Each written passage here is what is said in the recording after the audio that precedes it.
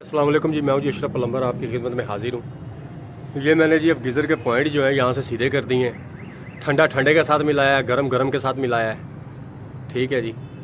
पहले जो इसका काम हुआ पड़ा था वो प्लम्बर हज़रात ने माशाल्लाह इसका काम गलत किया था, वो मैंने आपको पहले दिखाया है। अब इसको प्रॉपर किया है। यहाँ पे 90 डिग्री की एल्बो मजबूरी से देनी पड़ी है क्योंकि इसकी सेटिंग कोई बन नहीं रही थी। पाइप जो है नीचे से वो अंडरग्राउंड है टोटल सारा 32 एम का, ऊपर से जो है GI का है।